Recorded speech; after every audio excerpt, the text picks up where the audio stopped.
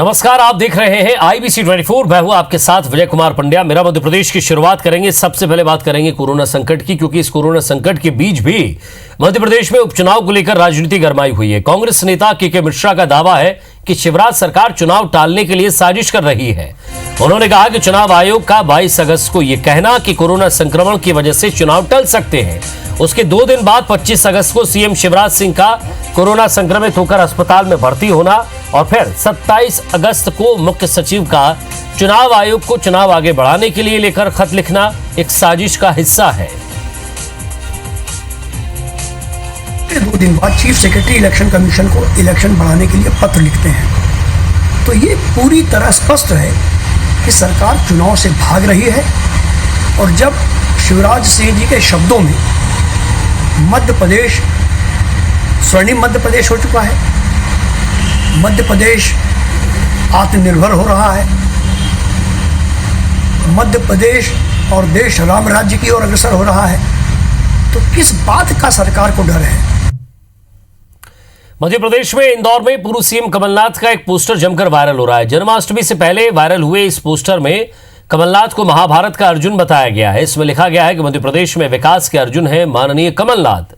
कमलनाथ का अर्जुन के रोल में यह पोस्टर अब सोशल मीडिया पर वायरल होता जा रहा है। कमलनाथ के पोस्टर पर मध्य प्रदेश के गृह मंत्री नरोत्तम मिश्रा ने कहा है कि अर्जुन ने महाभारत में अपनी सेना की ऐसी हालत नहीं की थी जैसी कांग्रेस की सेना की हो गई है।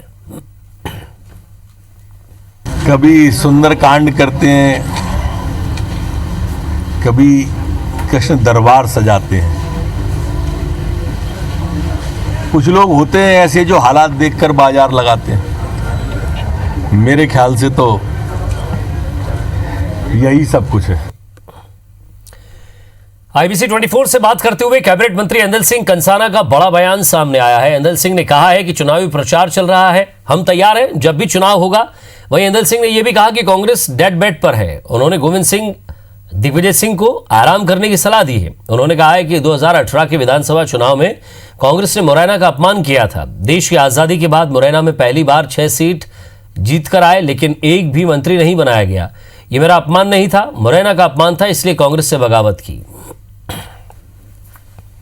अरे 70 पार वाले आदमी है, 70 पार वाले आदमी क्या राजनीति करेंगे?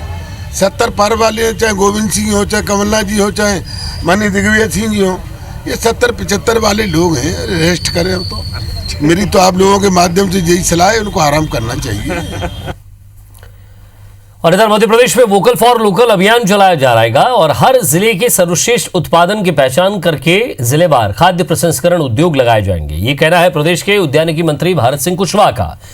उन्होंने कहा है कि प्रदेश सरकार की मंशा है कि हर ग्राम हर नगर आत्मनिर्भर हो। उन्होंने कहा कि किसानों को उनकी उपज का उचित मूल्य दिलवाने के लिए वन नेशन वन मार्केट की अवधारणा का काम किया जा रहा है। साथ ही जैविक खेती को बढ़ावा दिया जाएगा।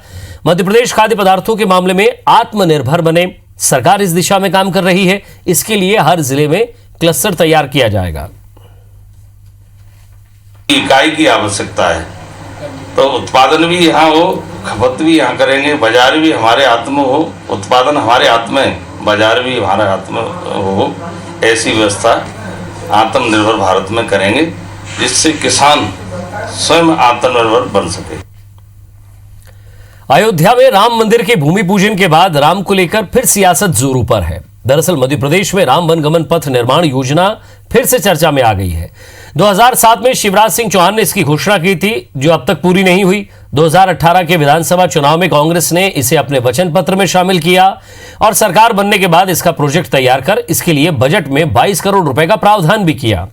लेकिन इस काम पर शुरू होने से पहले ही सरकार गिर गई। इसके बाद यह मामला ठंडे बस्ते में चला गया। ऐसे में कांग्रेस सरकार की मंशा पर सवाल उठा रही है। वहीं बीजेपी अपना पल्ला झाड़कर यह बताने की कोशिश कर रही है कि वो इस काम को पूरा करेगी।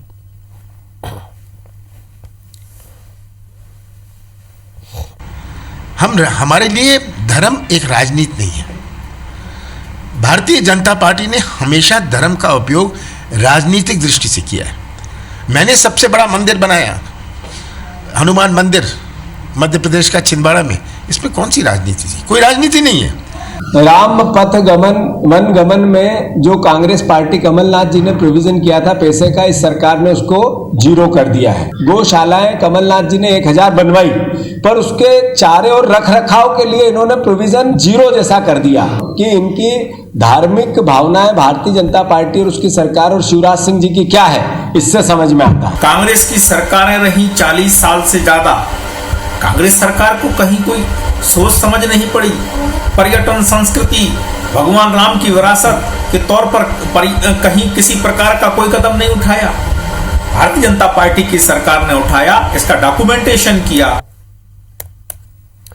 मध्य प्रदेश में पूर्व की कमलनाथ सरकार ने गौशालाओं के निर्माण की योजना शुरू की थी। कई जगह गौशालाएं शुरू हुई तो कई जगहों पर काम अटका पड़ा है। हालांकि अब शिवराज सरकार में पूर्व की कमलनाथ सरकार की गौशाला प्रोजेक्ट को जारी रखने पर सहमति बनी है, जिसके बाद इंदौर सांसद शंकर लालवानी ने बची हुई गौशाला निर्माण की मंजूरी दे दी है। शासन ने गौशालाओं के लिए स्थल का चयन कर उस क्षेत्र में उपलब्ध अनाश्रित गायों को उनके आधार पर वहां गौशाला बनाई जाएगी। इंदौर जिले में प्रथम चरण में बनने वाली 12 गौशालाओं का काम तेजी से होगा। हालांकि 6 गौशाला बनकर तैयार हो चुकी है, जबकि 6 गौशालाओं में किसी में जमीन तो कहीं संचालन की दिक्कतें आ रही हैं। सांसद शंकर लालवानी का कहना है कि सरकार गौशालाओं का निर्माण पंचायत एवं ग्रामीण विकास विभाग मनरेगा के जरिए कराएगा। इसके पीछे सरकार का मकसद बेसहारा गायों को सहारा देने के साथ मनरेगा के जरिए प्रवासी मजदूरों को काम देना भी है। गौशाला में ग्रामीण क्षेत्रों में बहुत सारी गौशाला जो बन गई वो चल भी रही हैं। जो एनजीओ गौशाला चलाना चाहता है उसका स्वागत है। हम एनजीओ और सरकार के साथ बैठ के जो नियम सरकार बनाएगी उसमें अगर एनजीओ सहमत हैं तो एनजीओ को चलाने के लिए देंगे।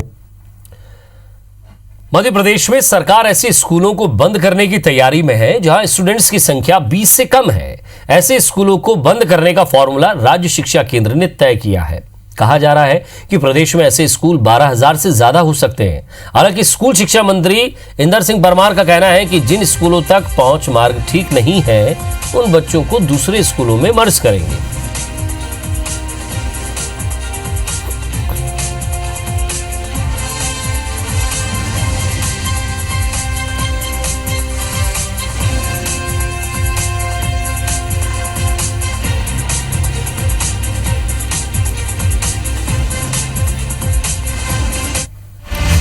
और इस खबर पर ज्यादा बातचीत के लिए हमारे संवाददाता सुधीर दंडूतिया हमारे साथ जुड़ गए हैं। सुधीर, एक बात अहम हो जाती है कि अगर किसी गांव में स्कूल है और 20 से कम संख्या है, पहले तो ये पता करना पड़ेगा सरकार को कि वहां संख्या क्यों कम है या बाकी बच्चे क्यों नहीं आना चाहते हैं।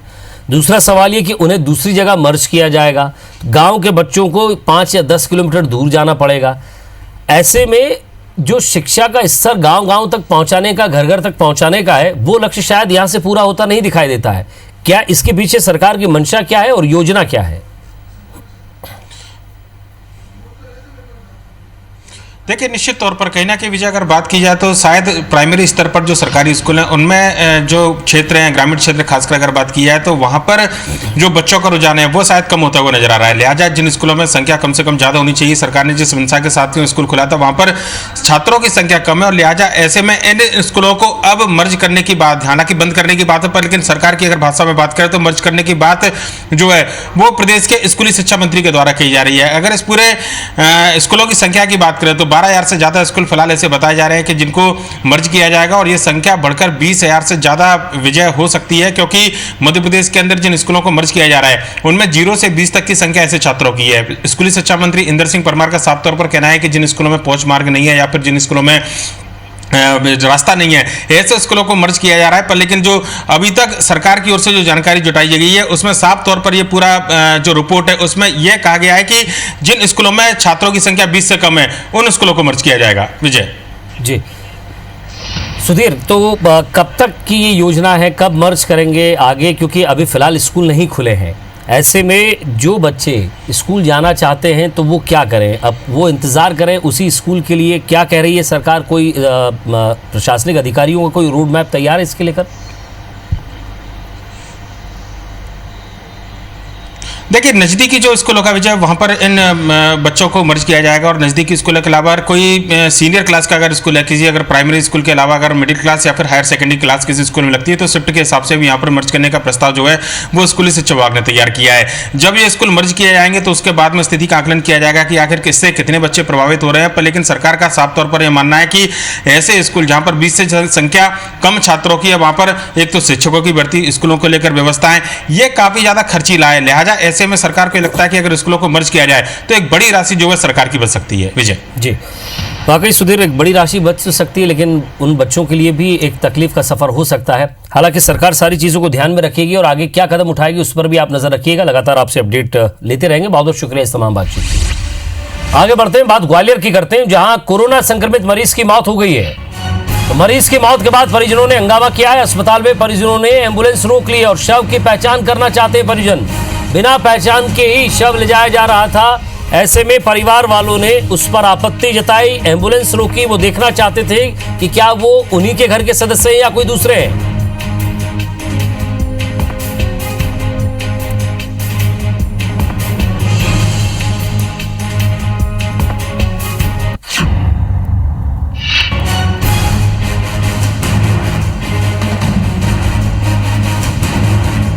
बड़ी खबर आपको ग्वालियर से बता रहे हैं, एक शख्स की मौत हुई है, कोरोना पॉजिटिव था वो। अब उसके परिजनों ने हंगामा खड़ा कर दिया अस्पताल में। उनका कहना है कि वो एम्बुलेंस नहीं जाने देंगे जब तक वो शव की पहचान नहीं कर लेते।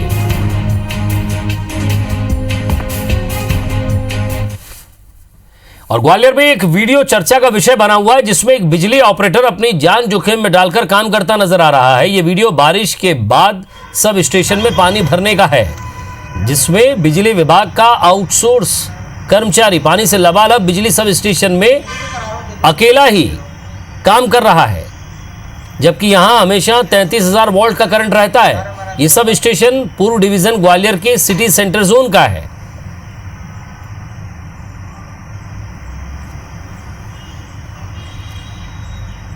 तो ये तस्वीर आप देखिए, ये तस्वीर देखिए, ये ग्वालियर की है, जहां बिजली के एक सब स्टेशन में पानी भर चुका है। बारिश ज्यादा हुई। अब ये आउटसोर्सिंग वाला कर्मचारी है जो कुर्सी के जरिए, प्लास्टिक की कुर्सी के जरिए काम करने की कोशिश कर रहा है, जबकि यहाँ 33,000 वोल्ट का करंट फैलता है। अब अगर ऐसे में कोई दुर्घटना होती है तो कौन जिम्मेदार है? सवाल यही है कि और भी कर्मचारी है, ये अकेला क्यों है? क्या अगर कोई फॉल्ट है तो लाइट बंद करके ये काम नहीं कर सकता था? ऐसे कई सारे सवाल हैं। और अब बात देवास की करते हैं, जहां मोबाइल टावर पर एक युवक चढ़ा है और नीचे भी उसे उतारा गया। मोबाइल टावर के टॉप पर पहुंच गया था ये शख्स। प्रशासन और लोगों की मिन्नतों के बाद इसे नीचे उतारा गया। हाट पिपलिया के मानकुंड गांव का ये पूरा मामला है। ये तस्वीर देखिए आपकी, सबसे ऊपर, इस टावर के सबसे ऊपर अगर आप देखेंगे तो एक शख्स आपको बिल्कुल चींटी की भांति नजर आ रहा है। वो तो मोबाइल के लाख जूम करने के बावजूद भी वो उसकी कितनी तस्वीर कैद हुई है, जरा आप ये देखिए। हाट पिपलिया के मानकुंड गांव का मामला है और ये बिल्कुल टॉप पर पहुंच गया है। हालांकि बताया जा रहा है कि इसे उतार लिया गया है। क्यों चढ़ा था, क्या मंशा थी, क्या परेशानी थी, ये फिलहाल पता नहीं चल पाया है।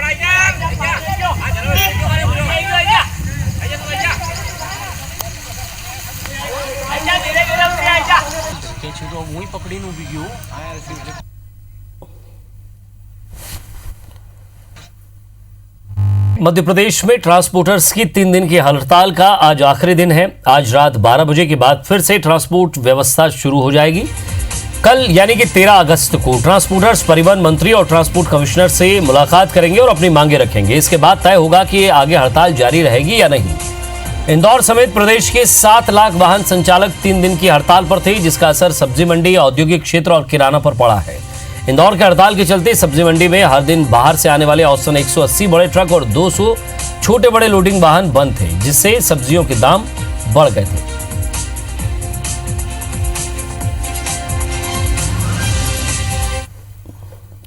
और अब बात भगवान कृष्ण की जन्म यानी कि जन्माष्टमी की।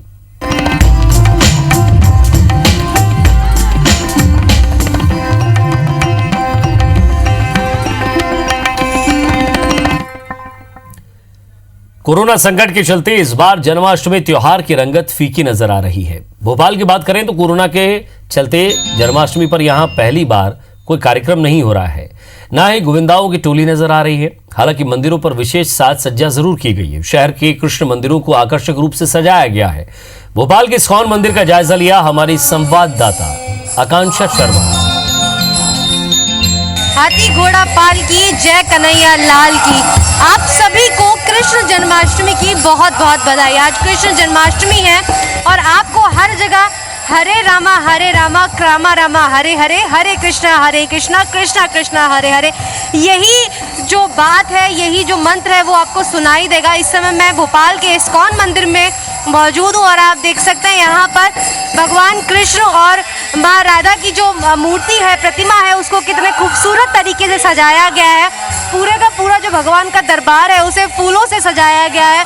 बहुत खूबसूरत सजावट की गई है यहाँ पर। आप देख सकते हैं कि इस्कॉन में, खासकर मैं बात करूँ भोपाल के इस्कॉन की, तो यहाँ पर काफ़ी समय पहले से ही जन्माष्टमी की तैयारियाँ होने लगती हैं। आप देखिए भगवान का जो द्वार है उसके सामने ये रंगोली बनाई गई है, साथ ही साथ फूलों से सजावट की गई है। रात 12 बजे तक इसी तरीके से चलेगा क्योंकि कोरोना चल रहा है और पहली बार ऐसा देखा गया है कि कोरोना के इस काल में मंदिर में आपको भक्त नहीं दिखाई दे रहे होंगे।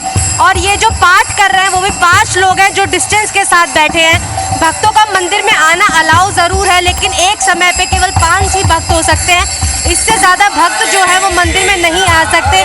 बस यहाँ पर आने वाले जो भक्त हैं उनको इंतज़ार है रात 12 बजे का, जब भगवान कृष्ण जन्म लेंगे और उनका भोग लगेगा। 56 तरीके के भोगों से उनका अभिषेक किया जाएगा। उस एक पल का इंतज़ार आज सभी जो भक्त हैं वो कर रहे हैं और हम सब भी उसी का ही इंतज़ार कर रहे हैं। तो एक बार फिर आप सभी दर्शकों को जन्माष्टमी की बहुत बहुत बधाई। कैमरामैन रमेश के साथ आकांक्षा शर्मा, IBC 24 भोपाल।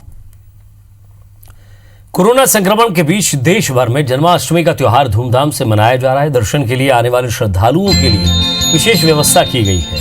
विशेष सजावट और नंदलाल के दर्शन के लिए श्रद्धालु मंदिर पहुंच रहे हैं। जबलपुर के मंदिरों में सुबह से ही भक्त कोरोना गाइडलाइन का पालन करते हुए श्री कृष्ण के दर्शन कर रहे हैं। वैसे इस बार कोरोना के चलते बड़े आयोजनों को कैंसिल कर दिया गया है। जन्माष्टमी के अवसर पर जबलपुर के पंचमठा मंदिर में कृष्ण के दर्शन के लिए तांता लगा हुआ है। बताया जा रहा है कि इस मंदिर की स्थापना 500 साल पहले राधाष्टमी पर की गई थी और तभी से मथुरा की तरह यहाँ कन्हैया का जन्मोत्सव मनाया जाता है। श्रद्धालुओं का मानना है कि यहाँ आस्था से पूजन करने पर कृष्ण भक्तों की हर मनोकामना पूरी करते हैं, इसलिए इसे लघु काशी भी कहा जाता है।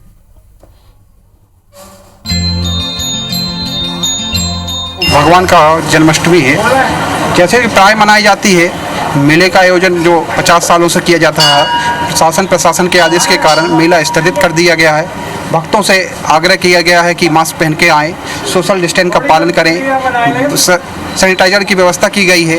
कृष्ण जन्माष्टमी बहुत धूमधाम से मनाई जाती है। यहाँ बहुत बड़ा मेला भी लगता है, मगर कोरोना के चक्कर में हम सरकार के नियमों का पालन कर रहे हैं और बिना मास्क किसी को दर्शन करने नहीं दे रहे और सोशल डिस्टेंसिंग का बहुत ध्यान किया जा रहा है और हाथों को सैनिटाइजर भी किया जा रहा है। पुराने वर्षों में यहाँ मेला लगा करते थे और बड़ी भीड़ भाड़ हुआ करती थी, लेकिन चूंकि कोरोना जैसी महामारी चल रही है तो उसको देखते हुए मंदिर परिसर में जो भी लोग आ रहे हैं तो उनको सैनिटाइज कराया जा रहा है और सोशल डिस्टेंसिंग का पालन कराते हुए कोरोना के से लड़ने के जितने भी एहतियात हैं वो सब बढ़ते जा रहे हैं।